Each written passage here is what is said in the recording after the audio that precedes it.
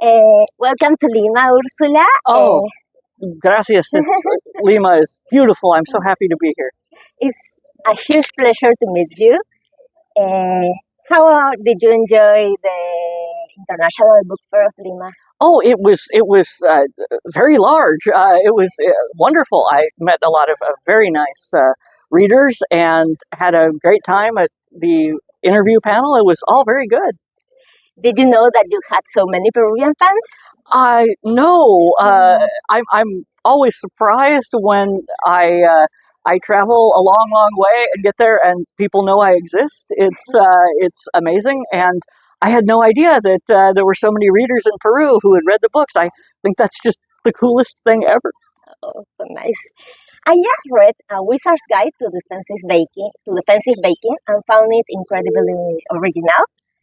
Where did you got the idea of using baking for magic? Well, I started out by thinking, what is a very useless superpower? If you were a superhero, instead of being able to like shoot lasers from your eyes, what if you were the D level low superhero who could only summon chickens or make plants grow an inch faster or something. And so I started thinking about useless superpowers and then how you could use them to do something impressive. And I hit on bread. For some reason, I was like, being able to manipulate bread dough, that would be useless. Or would it? Or could you do very impressive things if you were creative enough? And that's how we got there. Mona is such a relatable heroine, but she didn't want to be a heroine. No. How do you approach writing younger characters who don't want or don't necessarily see themselves as heroes? I honestly, the same way I approach older heroes who we all, I think, regardless of age, feel the same things in that moment, which is, why can't someone else do this? I am not good enough to do this, and why is this my job? But a lot of times, if no one else is stepping up, a lot of us, or if they're stepping up badly, I don't know how many people have had the experience where you're like, no, you're making. I'll do it. I think sometimes that's how heroes feel with saving the world, which is, okay, look, I'll do it. Somebody has to do this, and no one is doing a good job. So that's something I feel a lot, and it's easy to write because we've all been there. The book balances whimsy with serious, with very timely themes like political corruption and ineffective authorities or leaders. Was that a contrast? But does that contrast something you aimed from the start, or? It wasn't really.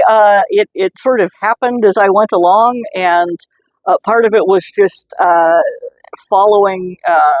If we're in a situation where a young girl has to save the city, that must mean that all the power structures have failed. So I was like, okay, how did they fail? Why did they fail? So. And a lot of the sort of anger at the adults having failed. I hadn't planned that at the outset, but it came out because once I started writing, I thought, well, she would be angry that she has to deal with this, and that the people who are supposed to be responsible aren't. So it just sort of evolved as I was writing. That's the thing I love it more about the book, that she realizes all the adults have failed her. It's like that's what's more.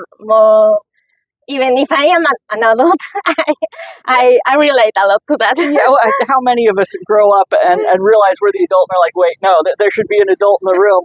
I can't be it. Yeah. Yes, adulting. I could totally see this book turn into a movie. Are any of your books being adapted to a film or TV? Sadly, not yet. Every now and then, a movie studio will be interested and will do what's called optioning, where they give you money and don't make the movie. Basically, but they give you the money so no one else makes the movie before they do. On the one hand, it would be nice if one was a movie. But on the other hand, it's free money that I don't have to work for. So, I'm just like, okay, sure. But we fans will love to see a Oh, movie. so would I. Honestly, if Studio Ghibli was still, if Miyazaki was still making movies, I would pay him to make a movie. Nice. Not much because but still. This book and Nettle and Bone both have bone animals. Is this is this something you enjoy exploring across different books? I hadn't actually realized that until you just said something. You were the first person to comment on that. Yes, it does. How about that? The dog and the horse. I think they're neat. I guess I was an artist for a long time, and my mother is also a fine artist, and she painted a lot of bones and skulls and things like that. So I think it's just a sort of image that I am used to and grew up with and am very comfortable with. So lots of artists collect skulls. It's like really? Yeah, I don't know why, but like half the artists I know, you go into their house and they've got skulls on the walls of various animals and things. It's just, and they're like, what? I think they look neat. So yeah. Which book of yours did you enjoy writing the most and why? Oh goodness, it's probably Sword Heart, which has been translated into Spanish recently, I think. Corazon something.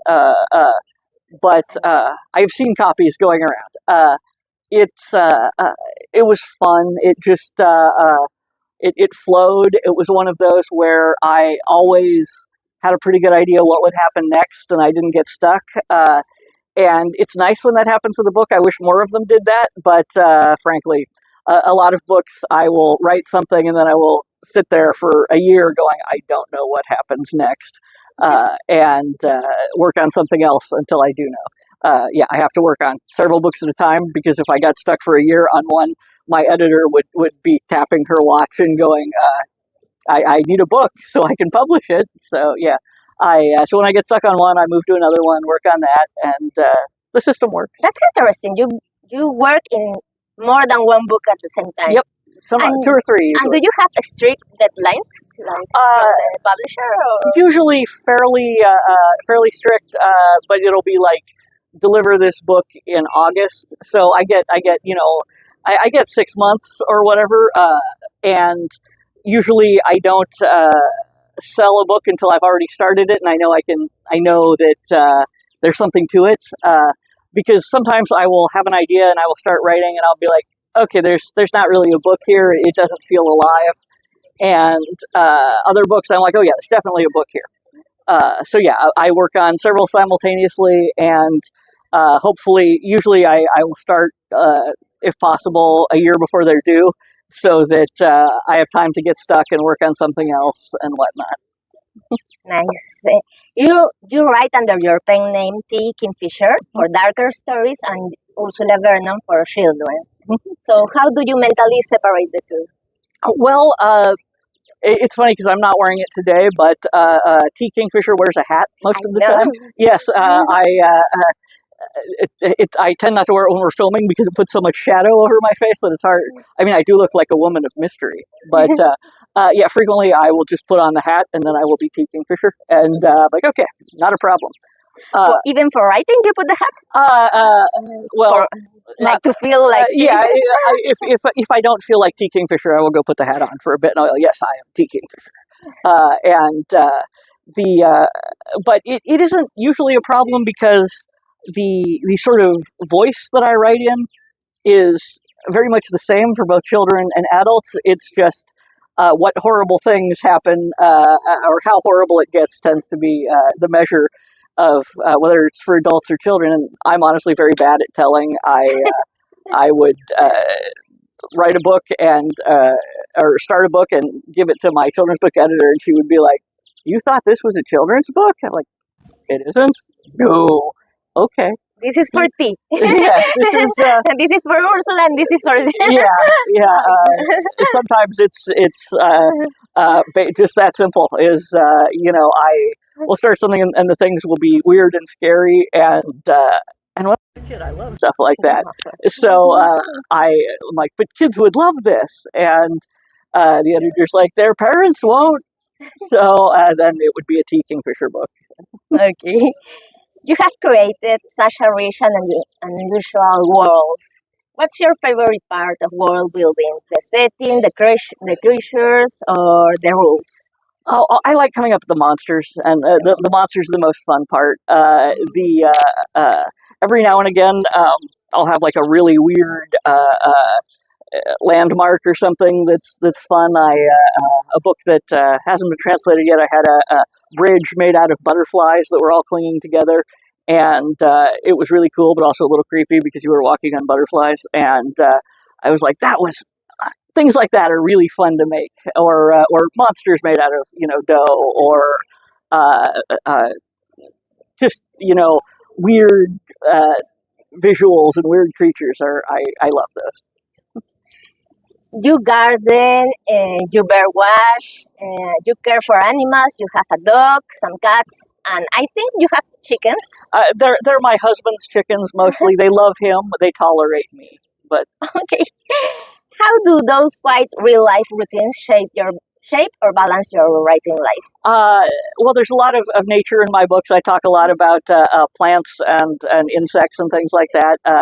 I love the natural world. Sometimes I have to rein myself in because otherwise it will just turn into a travel log of interesting, creatures and plants and animals. And a number of readers would read that, but they like a plot in there eventually.